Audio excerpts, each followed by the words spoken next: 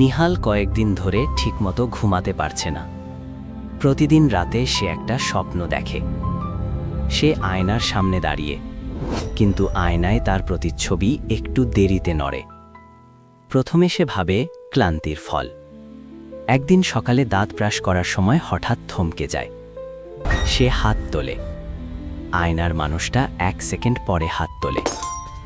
সে দ্রুত পিছিয়ে যায়, নিজেকে বোঝায় মনের ভুল। কিন্তু ঘটনাগুলো বাড়তে থাকে।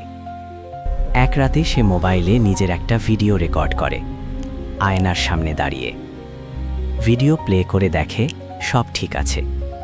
স্বস্তির নিঃশ্বাস ফেলে। কিন্তু ভিডিওর একদম শেষ 2 সেকেন্ডে সে ঘর থেকে বেরিয়ে গেছে।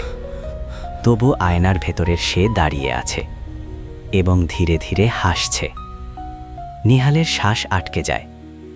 হঠাৎ ঘরের লাইট নিভে যায়। পুরো ঘর অন্ধকার।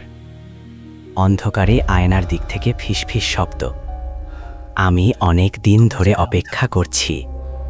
নিহাল সাহস করে লাইট অন করে। আয়নায় কিছু নেই, সব স্বাভাবিক। সে হাঁপাতে হাঁপাতে বিছানায় বসে। তার ফোনে নোটিফিকেশন আসে, নিউ ভিডিও সেভড।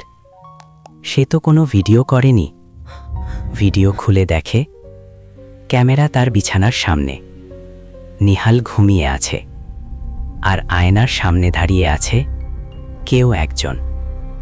ধীরে ধীরে ক্যামেরার দিকে তাকাচ্ছে, কিন্তু মুখটা স্পষ্ট নয়।